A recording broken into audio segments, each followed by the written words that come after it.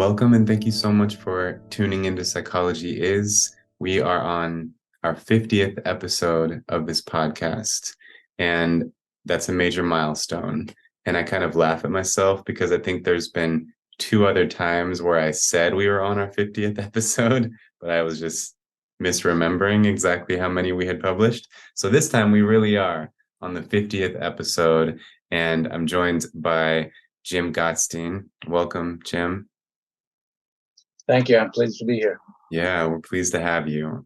And you just fit perfectly in the theme of the topic we've been focusing on this podcast. And I have found myself saying this multiple times in recent episodes, but I want to acknowledge that I came into this creative collaboration, with my friend Robert, with the intention to create, entertaining, educational content. And then a podcast kind of emerged out of that. And the intention with the podcast was just to explore anything that I find to be extremely interesting and relevant. And so we've talked about a variety of topics within psychology, but I also have my personal interest and some degree of expertise related to the topic of the history and the modern practices and paradigms of psychiatry. That was something that I focused on in my dissertation research. And early in the podcast, we began talking to experts. Like I think Robert Whitaker was like the 5th episode or so. So early on and often we've been focusing in on this topic. And lately we've really focused in on it. And I feel really good about that. It feels purposeful. It feels like conversations that need to be had and need to be publicized. And I just feel like we're at a point in time where we may just reach a critical mass of people who are aware and educated about the profound problems with the big picture related to modern psychiatry and the true harm that is being done in the world. And I just think, again, you fit really nicely because we've talked to people about all kinds of aspects of the topic, but you bring in the legal aspect, the corruption and the fraudulence of the drug companies, that aspect of it. So I'm thrilled to be able to talk to you. I think you round out our coverage of this topic very nicely. So as people can see, like, with your background, and I'm sure by the way we titled this episode, we are here to talk about the Zyprexa Papers and your journey in, acquiring them and understanding them and exposing them. And, as people can see the cover of your book behind you, or I'm holding it here. And it's just, I was reading a bunch of reviews about the book too. People absolutely love it. So congratulations on being able to, accomplish this, like such an important book that people are actually really enjoying reading, that discusses the legalities of the situation in detail, but is also extremely human, as you profile very specific cases of people who were being forcefully drugged. So can we just start with the broad question? What are the Zyprexa Papers? So I was called by an expert witness in a massive litigation over Zyprexa causing diabetes and other metabolic problems that Lilly had hid from the doctors and the public. In fact, lied to the doctors about it. And this expert witness had access to it's called discovery in litigation, where the parties exchange information as required under the court rules. And he had access to this material, but it was under a secrecy order by the court. And the secrecy order said that if he was subpoenaed in another case, he had to give Lilly a reasonable opportunity to object before he turned him over. And he called me to see if I would subpoena him.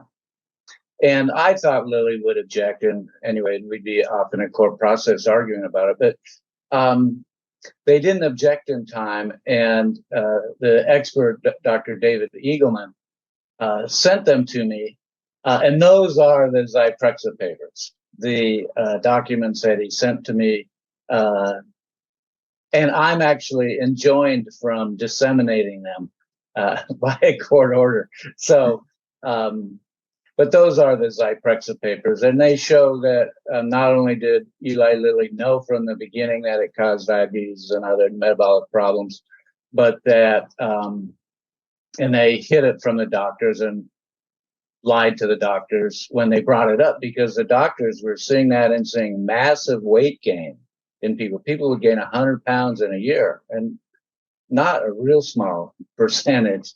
And they also showed that Lilly was illegally marketing Zyprexa to children, even little children, and the elderly. So those are the Zyprexa papers. It's truly disgusting, and I think of you as like an American hero, and I'm always so inspired by people who stand up to these behemoth powers in our world in the form of corporations with all the resources they could ever need to protect themselves against exposure or, just criminal cases. And it's disgusting. It's discouraging. It's very sad to live in a world where profit incentives are more important than a child's health.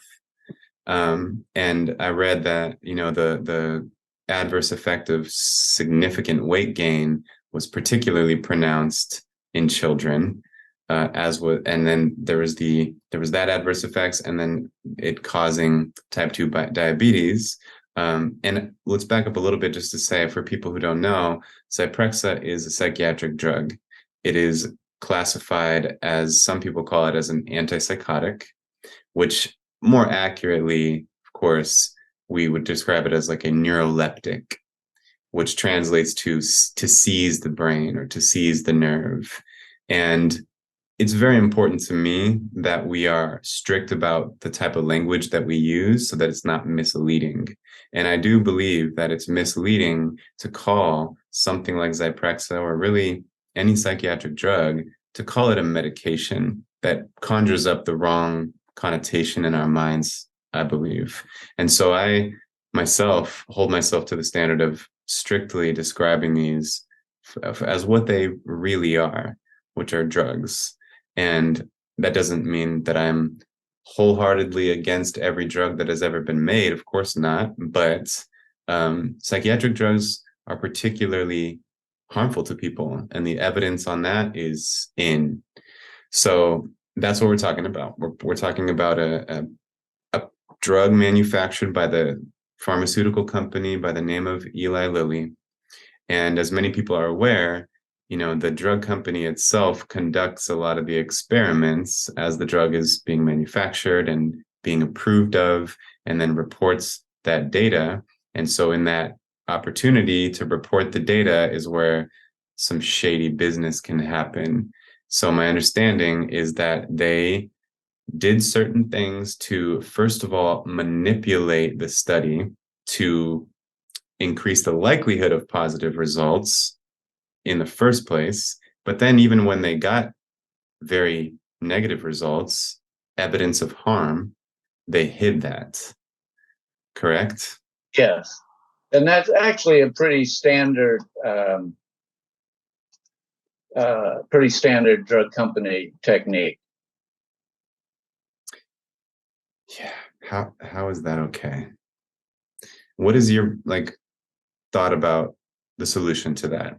I mean, should experiments always be conducted by independent researchers, or how can we fix that problem? Well, I think one big problem is that the drug companies pay the FDA to get their drugs approved. Mm-hmm. And so I think that should change. I think it should be independent researchers. The research used to be done basically by universities, university professors. That doesn't really happen anymore. They use these contract research organizations, and if they don't come up, if they don't produce the results that they want, they won't get the next contract. Dr. David Healy, who literally wrote the book on the history of psychopharmacology, he's on a mission now that the actual data from the studies should be available. What the drug companies do is they say, oh, this data from these volunteers who literally risk their lives and, to benefit, everybody. This data is our trade secrets. And so even the authors that the drug companies put on the studies, their names, they are not allowed access to the data. The drug companies write up, the research and give them to the authors, who then basically put their name on it. So all of that sort of stuff should be banned. But the data should be available. And actually, Dr. Healy says that should include being able to interview the actual participants in the study. So, for example, one of the things that they do is they put down suicidality as lability, which is emotional instability. Yeah, is a symptom that is a what do I want to? It's a big word that is used in the profession, and or they'll put it down as agitation. Even suicide attempts they'll put down as liability. And so it's really important that the actual participants of the study be accessible for people to review. The whole idea of science is that, it's supposed to be legitimately reviewable by people, and these things just are not. Right. You said a few things there that I think, there are things that someone like you and me have been well aware of, and so we don't, when we acknowledge it, it doesn't have that groundbreaking feeling to it of like impact. But I think for some people, when they hear you say the pharmaceutical companies pay the FDA to approve their drugs, some people will be like, what did you just say? That's news to many people. So tell us, what evidence do we have? How do we know that pharmaceutical companies pay the FDA to ensure that their drug gets approved? Well, there's this whole fee structure. I think maybe it was in 1994 or something. The FDA used to be funded by, the government and government revenues. And now there's this whole fee structure to get your drugs approved. So there's that. And of course, there's a revolving door between the FDA and the drug company. Right. And so it's a classic example of a captured agency where the industry that it's supposed to regulate has really been captured by the industry. And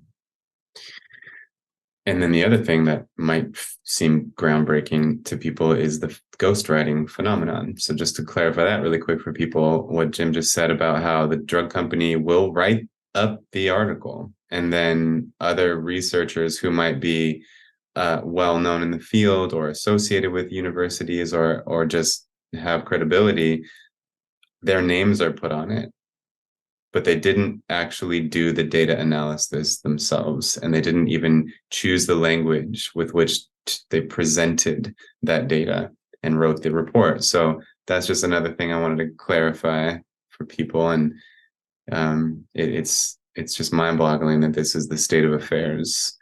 So, okay, now let's talk a little bit more about how a drug company and how Eli Lilly specifically manipulated the experiment in the first place. I wrote down a few notes, but I remember what you were talking about. So do you remember off the top of your head what some of those ways are that Eli Lilly manipulated the outcomes of the study?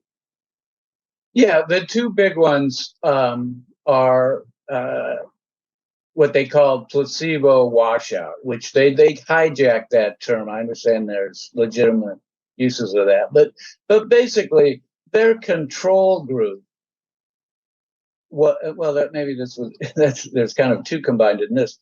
Their control group were people that they abruptly withdrew from Haldol.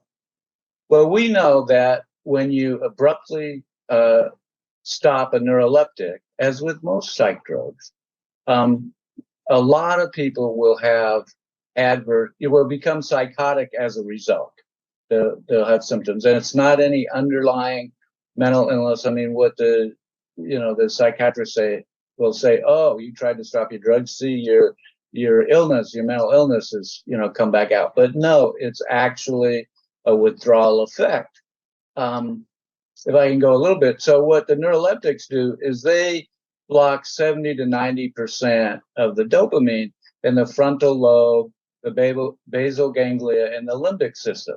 And so before I knew this I thought of the neuroleptics as chemical straitjackets, but actually what they are chemical lobotomies, because they block the transmission in the frontal lobe.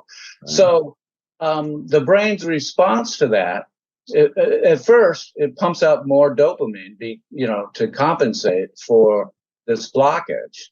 But after a few weeks, the brain kind of gives up on that and then grows more dopamine receptors. And so they've never shown any brain abnormalities in people diagnosed with schizophrenia, until they've been put on the drugs. And then you see all kinds of brain abnormalities, including this one and shrinkage. I forget in what area, but whole cortex, gray matter. The gray matter in the entire cortex. That's I can link a study just for people. I know we publish this on many platforms, and sometimes there's not an option to link studies, but like those who take this in, like on YouTube, for example, I will put the link to the study demonstrating that, I forget exactly which neuroleptic it was, but that it caused shrinkage of the cortex. Like right. It sounds crazy to say.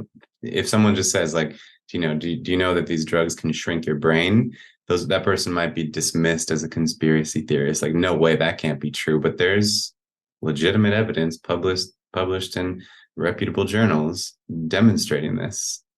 I could go out all these different, tangents, but that just reminds me of one, which is a lot of psychiatric patients or people, especially people that are forced to, they actually know this better, maybe even better than the doctors, who basically hide their head in the sand. And when they say that these drugs are harmful to me, that they shrink my cortex, then that is cited as evidence of their mental illness, that they're delusional. So anyway, getting back to the studies, so the control group was this group of people who were abruptly withdrawn from Haldol, and so most of them had psychotic reactions to that, and so that was supposedly the neutral control group. And so just automatically people would, when people put on Zyprexa, would look better than those people. Okay, but so that's one of the ways that they did it. Then another one was, and part of that, okay, while most people have, symptoms that from the withdrawal, some people actually do quite well when they come off of, Haldol abruptly. Well, they threw them out of the study. They called that placebo washout, and that's why I say they hijacked that term. So that was one. So that's kind of two. And then the third one was what's called last observation carried forward, where Zyprexa is just so awful, is experienced as so awful and unhelpful that high percentages of people just dropped out of the study because they couldn't make people stay in them. Unlike, my world, psych rights world, people were forced to take it. So they got thrown out. They withdrew from the study. So then what they decided was, well, we'll just assume that whatever status they were in when they withdrew is the status they would be in at the end of the study. Well, what's the point of doing a 12-week study if you're going to assume that the person at 2 weeks is going to be the same at 12 weeks? So those are I think those are the three main ones. Yes. Good memory. That's exactly what you wrote about. And so the the so-called non-compliance, the discontinuation of the drug within the study, that's so consistent, across various trials. Famously, in the early 2000s, was the CATIE studies. This is something I know we're both aware of, and this is something that was written about in Robert Whitaker's books, at least The Anatomy of an Epidemic. And so anyway, this is the Clinical Antipsychotic Trials of Intervention Effectiveness, which was funded by the National Institute of Mental Health. And it attempted to compare the first sort of generation and the second generation of these so-called antipsychotic drugs. And then in their attempt to compare them, all kinds of other things came to light, like the adverse effects of them, and above all, the intolerable nature of them. And the numbers, I was just double checking. So there were 1,460 participants enrolled in the study, and 74% of them discontinued the drug before the 18-month study was over. And there were various drugs being tested, of course. I mentioned they were being compared, but Zyprexa was one of them. And the numbers for how many people discontinued Zyprexa was in the high 60%. And then there were others that were in the 80s. So yeah, this is just a major, that to me was the most major finding of the study. It wasn't presented as the most major finding, but to me, that was what stood out as being most significant. Okay. Yeah, and remember that these drugs are being forced into people. I mean, if even under court orders, and some people actually resist to the point where they get basically held down by 4 people and injected with it. And think about that person who knows this drug is harmful to them, and that they are being held down and injected with it. It's just an abomination. Abomination. It's almost too evil to be believable. And I do think that some people actually, knowingly or unknowingly, are in disbelief. There is almost a cultural denial about it that I observe. And part of that denial is based in, like, there's no way this could be true. It's too evil to be believable. But I like to point out, not to appeal to authority here, but the people that I'm bringing on this podcast, these are very serious people. You are a Harvard trained lawyer. My recent conversation was with a Stanford psychiatrist. And again, that doesn't really make your argument stronger because you're a Harvard trained lawyer. Like, we're not appealing to authority, but the point I'm making is seriously smart people who are very well trained in their craft are taking the position that, you're taking, are exposing how unbelievably evil. I mean, I know it's a strange word to use, and I don't mean it in any kind of like religious way. I just mean in knowingly harmful. It's a knowingly harmful practice that people are continuing to carry out. Yeah, and I mean, I think, well, one thing is that you said you're not appealing to authority, but that's basically how this is perpetrated. Is you have the psychiatric profession, which are supposed to be the experts on this, who are presenting this false narrative, and people really have the right to believe the so-called experts and authorities, and so it's just a complete betrayal of trust for them to use that position to perpetrate these lies, basically in pursuit of money. Right. I'm glad you said that, because if that wasn't obvious to people who are listening, that is, of course, the driving force behind all of this. And Zyprexa was indeed an extreme moneymaker for Eli Lilly, even when you factor in the cost of doing business, which is the settlements that they paid out. And Zyprexa, I'm getting ahead of myself a little bit, but I'll still mention this, that in 2009, Zyprexa had to pay a $1.4 billion settlement out in criminal fees and to the people who were harmed by the drug. And that, if I might say so, it was reported that investigation gained momentum because of the release of the Zyprexa paper. It had been under seal for 5 years before that, and then the Zyprexa papers came out, and the front page of the New York Times, and that got the Department of Justice moving, according to this report, which is almost certainly accurate. Right, I believe that. Well, let's go there. Let's kind of go back to 2006, 2007, which 2006 is when you were initially contacted, right? Right, the end of and you obtained the Zyprexa papers. And then please tell us the story that led to, all the New York Times publications. I'll read off some of those titles and just kind of what you experienced. And I know there's probably the many versions of the story at different lengths, whatever you feel compelled to share right now from that point in time. Well, first off, I mentioned before about Dr. Eagleman calling me, asking if I would subpoena him. And you can't, and I was interested because I had my own reasons for wanting to, get this information out. And, but you can't just subpoena something, you need to have a case. So I had to, find an appropriate case. And in Alaska, these forced drugging proceedings are secret. I mean, they are so secret.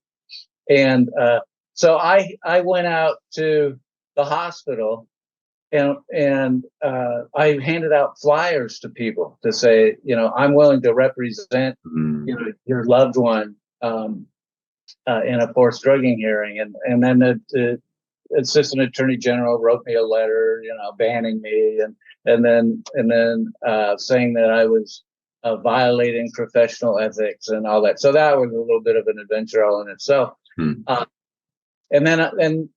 I found Bill Bigley, who I represented, and I read quite a bit about him. I had a lot of cases with him.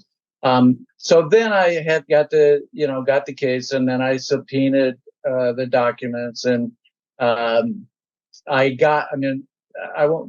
just tell this one little vignette. Okay, so the subpoena goes out, and a few days later, I get a call from this lawyer who, on my voicemail, and says, "Oh, I'm representing Eli Lilly," and I didn't really want to talk to him, but I didn't really want to look like I didn't want to talk to him. So I called up Eagleman and said, "Oh, they're on to us." And then I thought, well, it was right at the end of the day. So I'll call him at 8 a.m, and he might not be there, and then leave voicemail. And that way, he can't say, I was avoiding him. I'm not sure Eli Lilly knew that happened, because in between that time and the time they whistled up the federal judges, the papers got out, and New York Times article. Actually, it happened at the same time. So anyway, that was a Wednesday. On Friday, the special discovery master in the big Zyprexa case left me a voicemail and said, "Oh, I heard you got these documents. I'm the special discovery master. Please give me a call. I'll be available all weekend." And then 2 hours later, I got this order from him telling me to stop disseminating them and to return them. Basically, and so it's like, well, what is this guy? How does this guy get to order me about? And so anyway, so then they whistled up this federal judge, and well, first this magistrate judge who the judges were all pretty irritated at me, and I felt I was strictly following the secrecy order, what the judge signed that order, and that it was Dr. Eagleman's actual responsibility to follow it. I mean, I hadn't signed it. So at one point, this magistrate judge asked me, "Don't you think you had the obligation to tell Lilly?" And I said, "No." So anyway, then the legendary U.S. District Court Judge Jack Weinstein, who passed away, I think, almost 2 years ago now. He was 84 or something at the time. He was in Antarctica, and when he came back, he started setting up. He set up this hearing, but I was enjoined from disseminating them, and there's previously this final order websites. They enjoined the internet from disseminating, which he didn't have the power to do that. But by then, I had given them to this person, but this great guy by the name of Will Hall, and said, "Can you get them out on the internet in a way that they, aren't traceable and can't be gotten back?" And he did. He did. And so, so then on December 18th, I think the subpoena went out on December 11th. I got him on the 6th. I got the call from the Eli Lilly on the 11th of December. I got the documents in and out on the 12th. And the New York Times article appeared that Sunday, December 18th. Mm-hmm. And I mean, Eli Lilly, was slow off the mark, but I knew they would be big and fast once they got going. So that's why I tried to get them out in a way that couldn't be gotten back. And you believed that the public had a right to know this information? Absolutely. I mean, yeah. I mean, of course they do. Right. Of course, indeed. It's shocking that there were people who were fighting against the public knowing that information. And so I'm just curious, what exactly in what form do these documents exist? I guess I'm realizing this moment I haven't looked at the documents myself. I've only read about them. So, because what I imagine is like, the format of an academic paper, but it wasn't an academic paper that had been published. So what did it look like exactly? So again, I'm enjoined from disseminating them. So I can't. So I interpret that to not even saying whether they're still available on the internet, but just going from the New York Times articles, for example. So there were emails back and forth, and there were internal presentations, to Eli Lilly, sales staff, and research people. I mean, there's an email from one of their, might have been a contract doctor or something, but maybe an employee. But anyway, he said, "We've got to come clean on this diabetes stuff." And of course they did. So a lot of emails. And there was a case in Alaska versus Eli Lilly, and there were a lot of call notes between the sales, of the sales reps, calling on customers, but I'm not sure those were in the Zyprexa papers. And I actually didn't read that many of them because I got them and then made sure I got them right out. Right. And then I got ordered to return them pretty quickly. Right. That makes sense. Well, and I'll just in case people are curious, I'll read off just some of the titles of the articles that were published in the New York Times starting on that Sunday in December of 2006, which the first one was entitled, "Eli Lilly said to play down risk of top pill. And then, these are not particularly in order, but all with kind of within that year. Another one comes out called Mother Wonders If Psychosis Drug Helped Kill Son, which is about Zyprexa. There's, U.S. Drug Agency investigating accuracy of Lilly's Zyprexa data. Lilly settles with 18,000 over Zyprexa. Lilly adds strong warning label to Zyprexa, et cetera. These were just some of the articles that in that series that went out over the course of that year or so. And so, to me, I have these thoughts sometimes of like, this is in plain sight, and it's not easy to understand exactly how people are still being prescribed Zyprexa. This is, if you just Google the drug, it just looks like any other drug. And it's not like the first result is not this drug based on fraudulent data and the company misleading people. It's not about that. It's just, the profile of the drug that comes up, the WebMD site that explains its effects. And it's just, so it's not necessarily easy to find if you don't dig at all, but it doesn't take much digging at all. And we have the New York Times exposing this. So it's in plain sight. Anyone who wants to understand the true nature of this can. But then again, it makes you wonder what else has been covered up, what is currently being covered up. If not for you and the people involved in exposing this, would it ever have come to light? So that's kind of, in some sense. I don't think so. Yeah. Frankly, I don't think so. Wow. Do you feel? Well, I should say until it came off patent. Mm-hmm. I mean, right.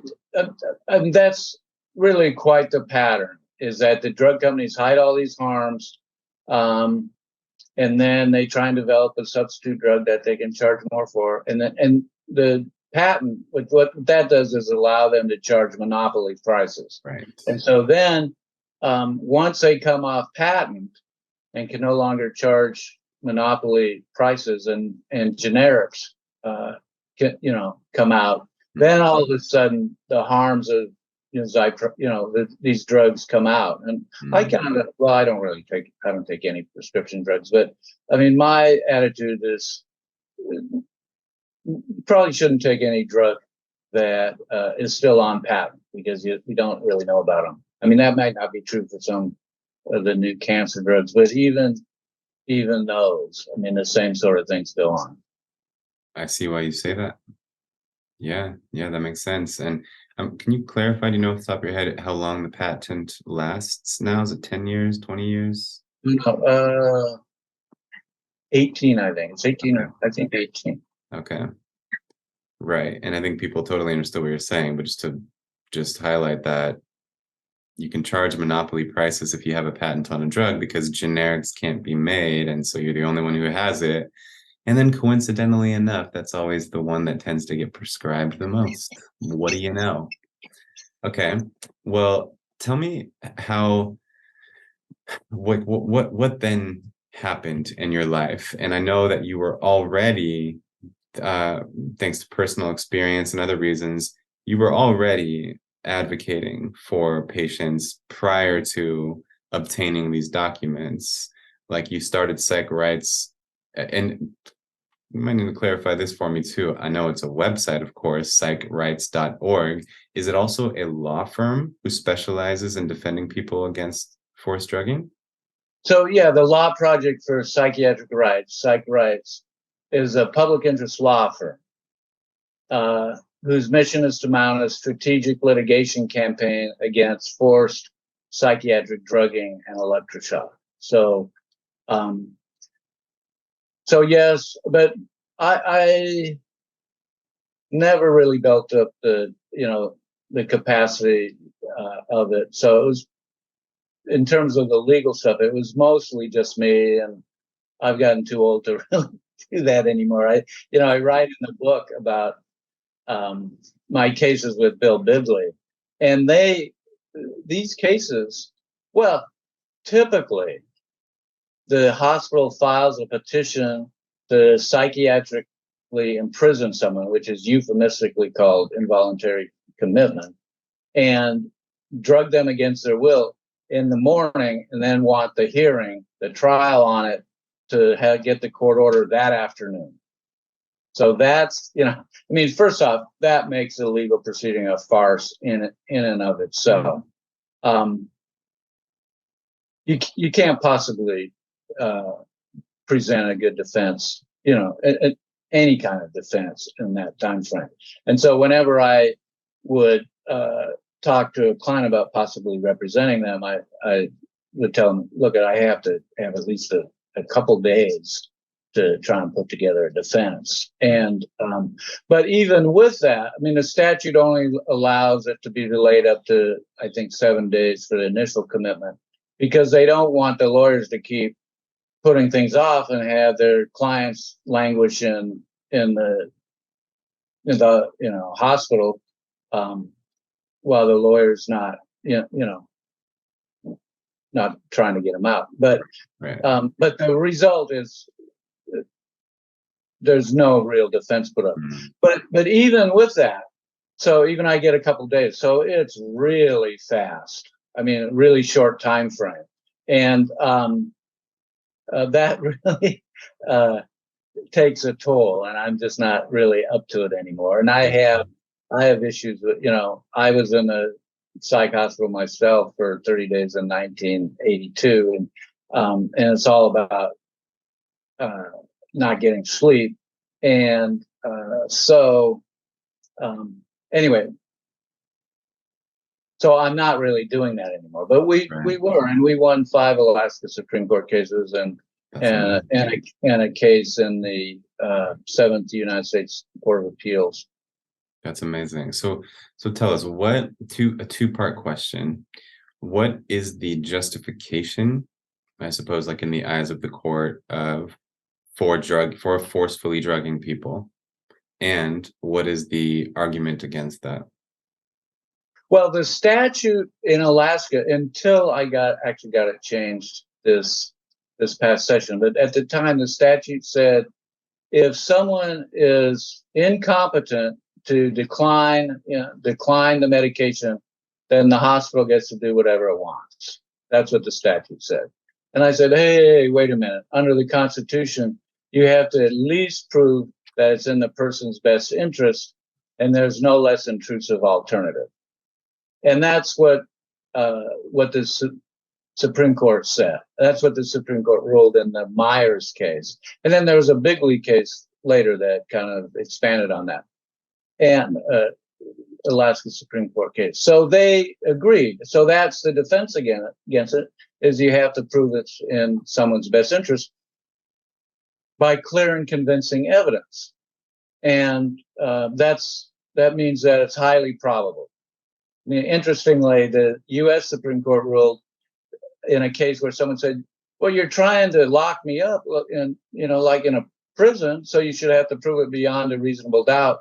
And the Supreme Court said, well, psychiatrists could never prove it beyond a reasonable doubt. So we'll just say clear and convincing. So they have to prove by clear and convincing evidence that it's in the person's best interest.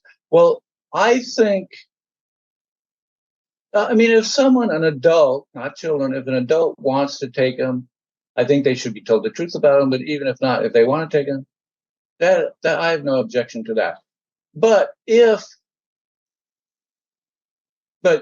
should, if someone's forced to take it, no. And I don't think it can ever legitimately be proven that it's in the person's best interest to force drug someone against their will, because if you're put on a neuroleptic and stay on it, your chance of recovering is 5 or 6%. Now there are programs that have been squashed, but they're coming back, kind of like Soteria House and the open dialogue approach, hearing voices, healing homes, those kind of things. But Soteria and open dialogues in particular have shown that you can have an 80% recovery rate. Okay. Wow. And then first off, so how can you prove that's in the person's best interest? Then there was this other study by the National Association of Mental Health Providers, or no, mental health directors, something like that. But it's that showed that people in the public mental health system who are diagnosed with serious mental illness have a 25-year shorter lifespan. And this is almost all as a result of the drugs. I mean, Dr. David Healy did a study, I think, in Scotland back in the well, there's a lot of evidence that they reduce people's lives, but it used to be that people that would have comparable diagnoses, say at the beginning in the 1900s, they had comparable lifespans with everybody else, and now it's 20, 25 years earlier. So how can you prove that that's in someone's best interest? Well, in one of the Bigley cases that I did, I proved that. I mean, I had Dr. Grace Jackson, who wrote the report on Zyprexa that ended up that caused Dr. David Eagleman to call me. She said that Bill Bigley would be dead within 5 years if they kept drugging him. And so then his guardian testified, well, it's not necessarily the quantity of his life that matters. It's the quality of his life. Gosh. Okay. But Bill's idea, I mean, what Bill felt was the quality of his life, what was better for him, that was irrelevant. Mm. And then the judge ordered him to be drugged, saying, well, even if it shortens his life, Bill's not doing well now and he's getting worse. And so he ordered him to be drugged against his will. And then I was, shortly after that, prohibited from representing Bill. Stunning. How is a person deemed to be incompetent in the eyes of the court? Well, that's kind of a farce in itself. I mean, I could kind of pull up the statute, but I won't. But basically, to be able to appreciate the benefits and risks of the drug, and and then in the statute in Alaska, it says, denying that you have I'm paraphrasing, denying that you have a mental illness when there's, evidence that you are, is a factor in proving that you're incompetent. There's like 4 or 5 factors, but it's basically that. I mean, in the Faith Myers case, and the testimony, her testimony is on the Psych Rights website. She goes through chapter and verse about why she didn't want to take the drugs. I mean, she was a single mother young single mother with a couple of kids, and she's working, I think, and ran a daycare, maybe even owned a daycare. And she was having some trouble, and she was put on Navane, which is in the same class as Thorazine and Haldol, maybe not as strong, for like 20 years. And then she came to Alaska, and they said, oh my God, you're going to get tardive dyskinesia, because everybody gets tardive dyskinesia almost if they're on it long enough. And so we want to put you on Risperdal. And then she, for the first time in her life, she started having command, voices and hallucinations. Red lights, green lights look like red lights, look like green lights, and stuff like that. And so, and she testified to this, and the judge still found her incompetent. So basically, my take on it is the judges don't want to be blamed if something goes wrong. And so they're going to go along with the doctors. And one of the things that I decided is, if you can get a jury trial, do it, because a jury trial is, you're much more likely to win, because the juries actually take their instructions seriously. Mm-hmm. Where the judges says, oh, you have to prove by clear and convincing evidence that the person is a serious danger to self or others in the relatively near future. They don't really care about that. And if the doctor says they want them locked up, they'll locked up. And by the way, psychiatrists are notoriously unreliable in predicting violence. I mean, there have been studies on this, and it's no better than chance. Mm. Well, 50-50 is not clear and convincing. Right. So basically we need to be doing other things, and there are other things that have been proven to be very effective for, like I said, up to 80% of people experiencing their first kind of extreme state or psychosis or whatever you want to call it. And that's the argument against forced drugging, is the fact that there are things that are in the client's better interest. Right, and locking them up. I mean, fundamentally, the psychiatrists have been given the task to get out of the way disturbing people. I mean, basically, right. These people are disturbing other people. Right. And so, that you put this idea that, oh, we're trying to help them, but it's really an excuse to get people out of the way so they're not disturbing people. And the drugs are designed to clamp down on people so they're not able to disturb other people. Mm. Exactly. That's the truth. And I mean, of course, that's something that Thomas Saz was saying a long time ago, that the question of who are we really helping when we drug people, and the answer is ourselves. We are benefiting ourselves, and the benefit is that we don't have to deal with these people. We don't have to be made to feel uncomfortable by somebody who's acting abnormally. And so it's true. We're just making things easier on ourselves, and ourselves in this case being anyone who's not, exhibiting these types of atypical behaviors. So, and it makes me think too about, it's an interesting thought experiment. What if there were no drugs? What would we do? And we had to get really, we had to problem solve, and it wasn't an option to resort to drugs, and it wasn't an option to incarcerate people who make us uncomfortable either. Maybe I would, I'll have that thought experiment more on my own, and I encourage people who are listening now to engage in that thought experiment. And the truth is, yeah, we might get desperate, but what would we do in that desperation? How creatively would we begin to think? How willing would we be to dramatically change aspects of society and aspects of our community?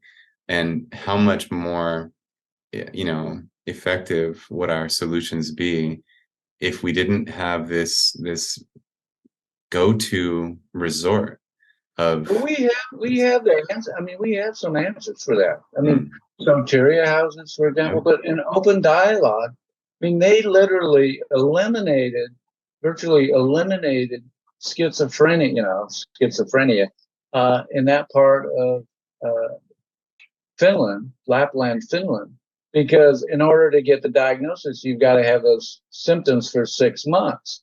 And so they have this approach. It's called open dialogue.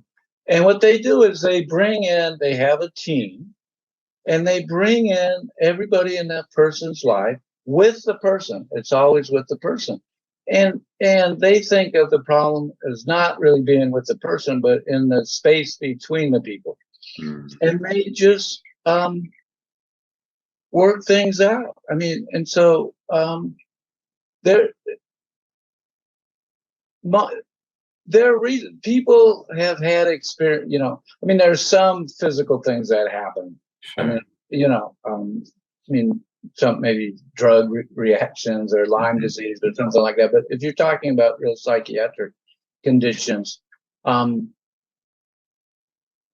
something or things usually, in my sense of in talking to people is people will say there's things that happened to them when they were children. Lots of times, abuse, physical and or or including sexual abuse. Other things that happened that set them up for it, and then there was something that put them over the edge.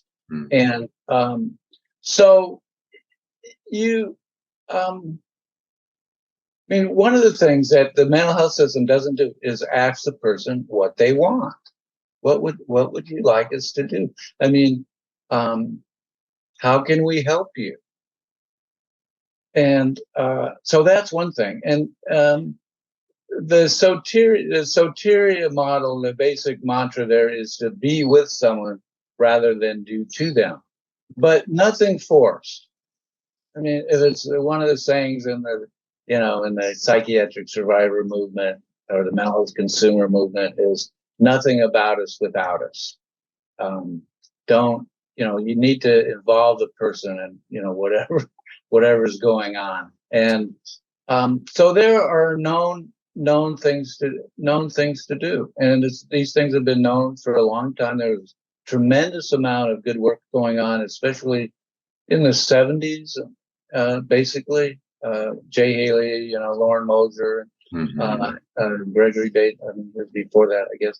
And then the psychopharmaceutical juggernaut just crushed all of this, other work that was going on. You're right. I thank you for saying that too, because I don't mean to frame this thought experiment as like on the idea that no one has had this thought experiment and that we're starting from ground zero, because you're absolutely right. People have had this thought experiment and have taken action in implementing solutions and creating programs. I wasn't aware of the open dialogue program, so I'm really glad you've put that on my radar, and I'm going to learn a lot more about that. And I love that phrase, nothing about us without us. I feel like that could apply to a lot of marginalized communities for whom other people are making decisions. That's great. And even that term itself, psychiatric survivor, that's a term we've talked about on this podcast in different episodes. We interviewed somebody who is a psychiatric survivor, and we talked to Dr. Peter Gutsche, who really, I don't know if he coined the term, but he made it more famous. And so in any case, that in itself says a lot about psychiatry, that people believe they have survived it if they, have come out of it and feeling like okay, if that you have to recover from this.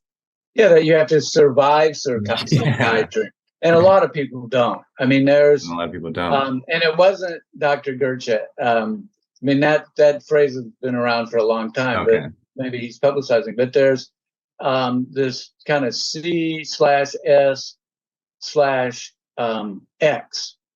So it's like mental health consumer, psychiatric survivors, and ex-patients. And they're very, that's kind of the three categories that people think of themselves as being in, but mostly either in the U.S. a mental health consumer or a psychiatric survivor. And this has been going on really since forever, for centuries, really. But there was a reemergence in the 1970s, and this really influential book called "On Our Own," On Our Own, Patient-Driven Alternatives to Psychiatry by Judy Chamberlain, Judi. And so there was this whole movement that was pretty active in the 70s and 80s, and then it was kind of, in some ways, co-opted. Just like right now, there's this big push for peer support, because people who have the lived experience of having been locked up or psychiatrically imprisoned and maybe drugged against their will really have an ability to relate and connect to people who are experiencing it now in ways that I wouldn't say no one else can, but it's just something that allows people to connect. But that whole movement is being co-opted and corrupted to a pretty large extent, where they hire quote peers to enforce medication compliance. Medication compliance. But there's a whole approach and philosophy about what peer support is supposed to be, and there's this program called intentional peer support. They have trainings and stuff, and it's really interesting and really good. And one of the things is it's non-hierarchical. The other thing is you validate the person's experience. You ask them what they want. Those kind. That's not even on the table in the current psychiatric system, especially the coercive system, to ask the person what they want, ask the person what they would find, helpful.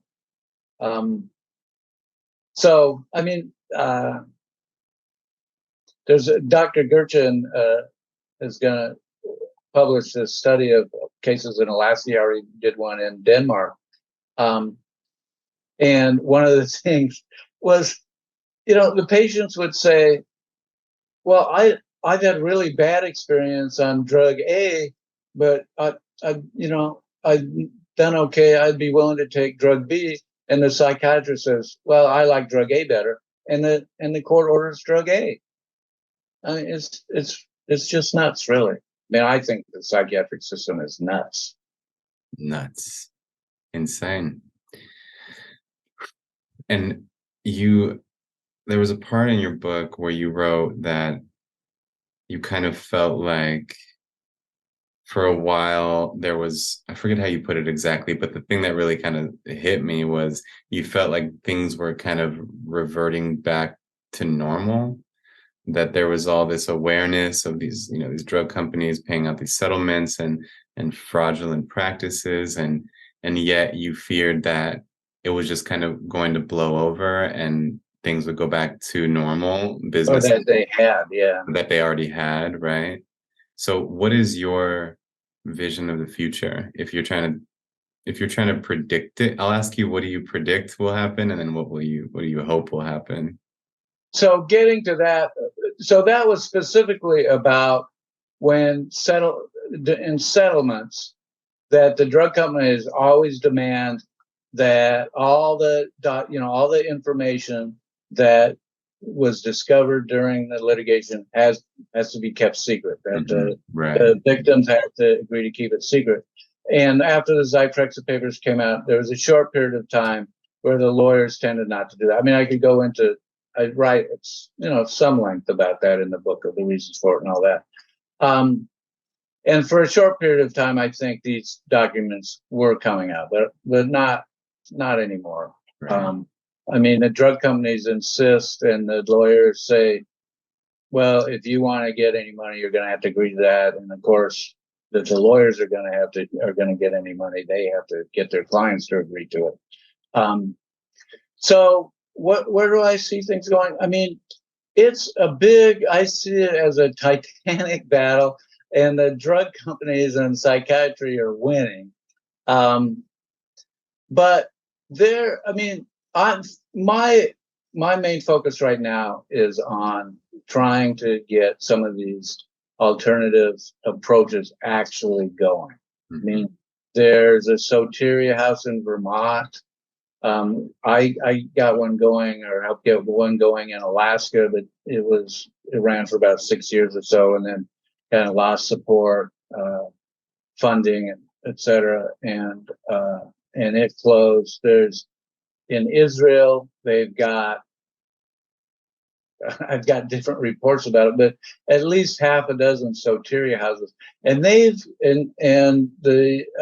guy who created them, Pesach Lichtenberg, he bristles at the idea that, when you say, the alternatives, he says, no, this is part of the system in Israel.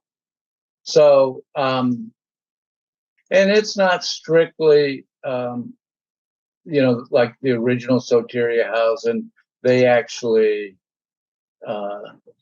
will refer people to get locked up if they can't handle it. Which never, I don't think ever, maybe, don't think it ever happened at the original Spiteri House. Maybe it did. Anyways, some people are, you have to do something. But my view on that, you asked about that before, is, you know what? We don't lock gang members up because we think they're going to commit a crime. If someone is committing a crime, okay. But if not, don't lock them up. And I think this idea of being with someone instead of doing to them is the key. So in any event, so peer respites are relatively short term residential places where, depending on the places, maybe 7 or 10 days, where people who are kind of going into crisis can go into, and they're run by peers, and they have these principles. And I've done 3 short videos for the International Peer Respite / Soteria Summit. And one of them is called How Afia House AFIYA Help Me, and it's on YouTube. And this woman describes about how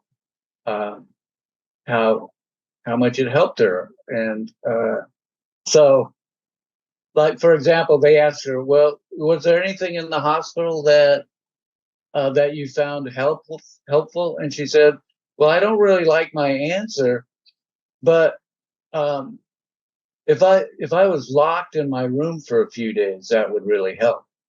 And so what the peer respite people said is, well, we have locks on our doors, but they're on the inside. And if you want to, lock yourself in your room, that's fine.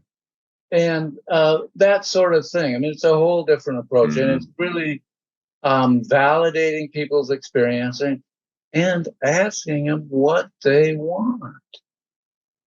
Yeah, So I appreciate that you're emphasizing that and the fact that that never happens in the psychiatric system. And it just totally it's obvious that that's based on the fundamental belief that this person doesn't know what is best for them. And or even what they want. I mean, in the Bigley cases, okay. So, I mean, Bill, by the time he died, he had been psychiatrically imprisoned about 100 times. And one of the people came in and said, Bill says he wants to go to Cuba, but he doesn't really know what he wants. Well, it made perfect sense for him to want to get the hell out of there. And, I mean, it's just, once you have this idea that people have misfiring neurons in their brains, and it's, just these random, incorrect thoughts, then everything, which is totally untrue, then that means that everything they say is just completely discredited as the ravings of a lunatic. Right. That's something I've thought a lot about, is what happens to the perception of somebody who's been diagnosed with a mental disorder, and specifically what happens in the eyes of the person diagnosing them, the physician diagnosing them. How does their perception then shift? And number one, what you're saying, they are now perceived as a raving lunatic, and anything that any form of expression, verbal, behavioral, anything, can easily be framed as a symptom, an expression of their flaw, their illness, their disorder. And then the other thing that I find is, when a person has been diagnosed with a condition, they are now seen in this with a very blunted perception. There's no more subtlety to the perception of that person's individuality, because now they're just a schizophrenic.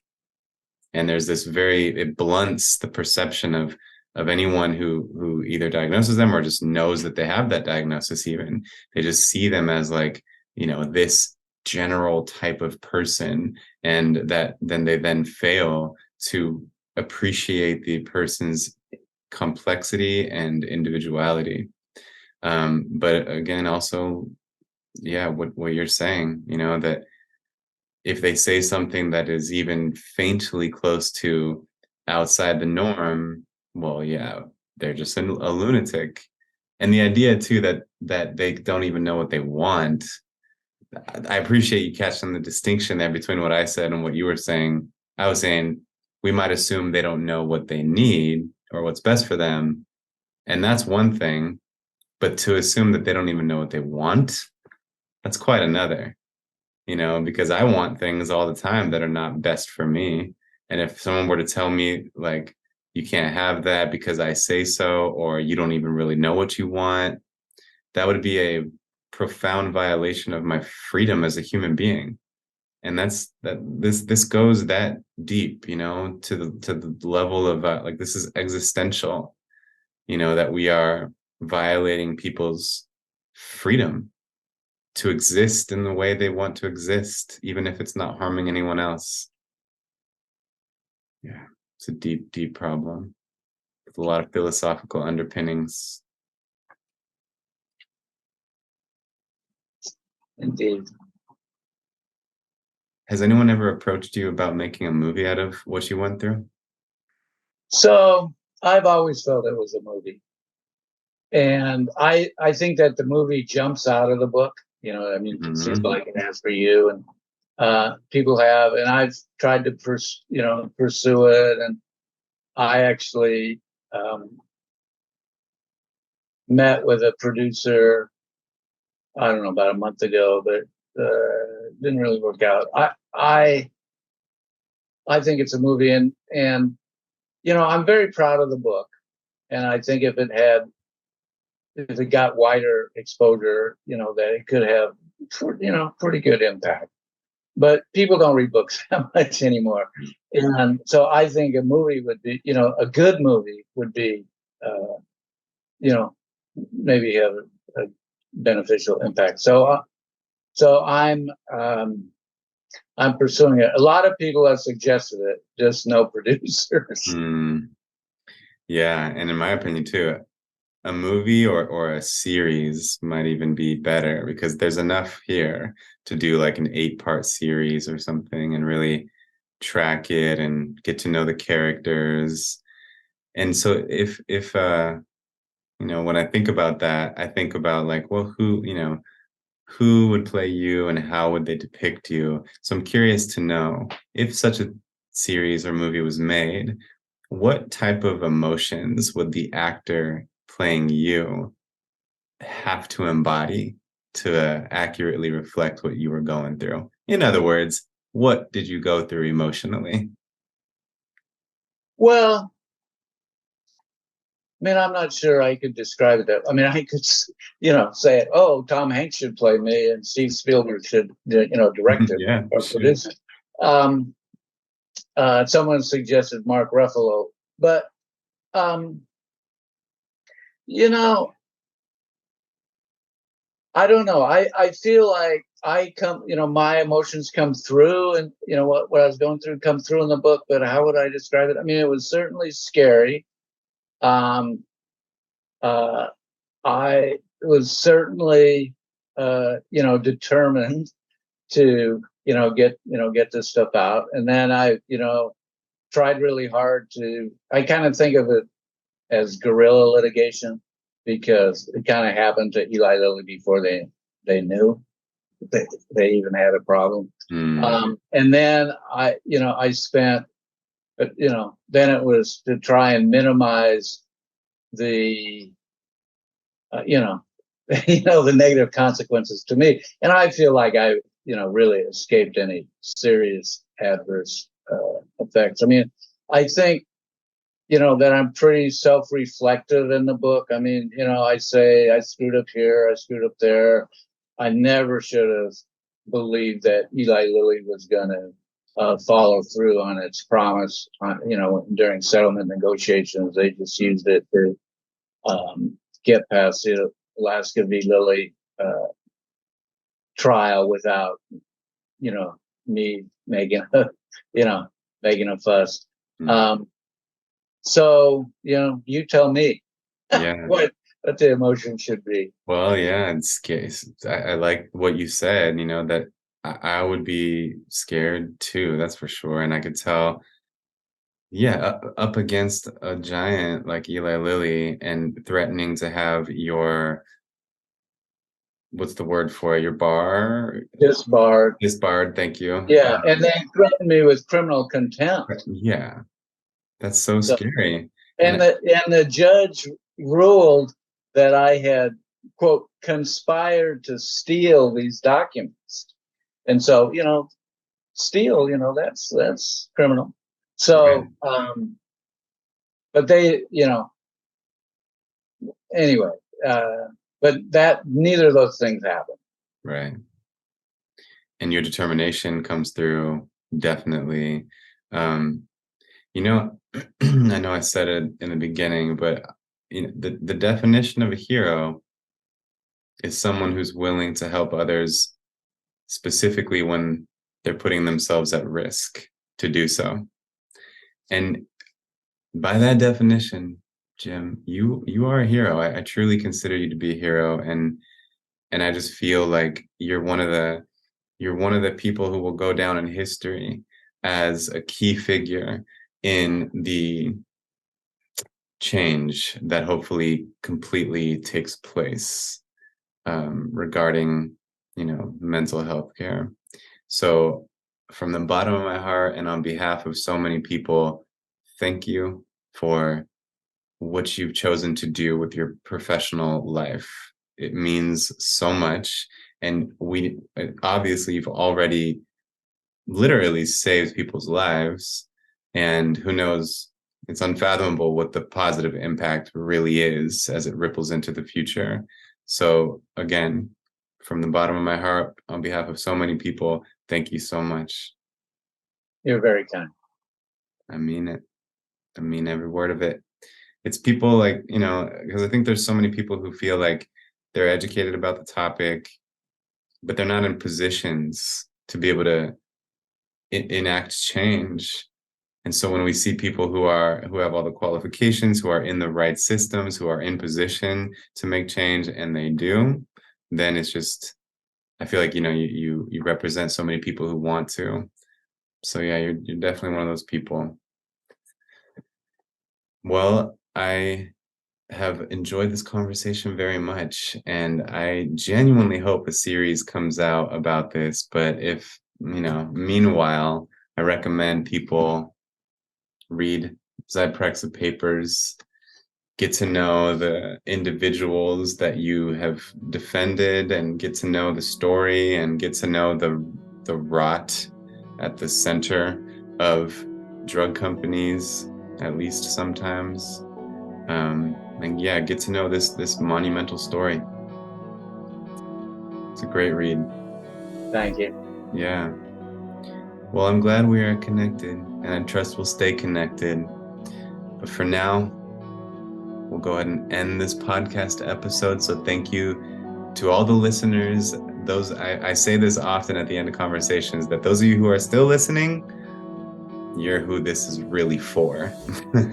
We really value the audience who, has the time and the capacity and the will to listen to these long form conversations. So big shout out to the Psychology Is audience. And again, thank you, Jim. We will stay connected. You bet. My pleasure.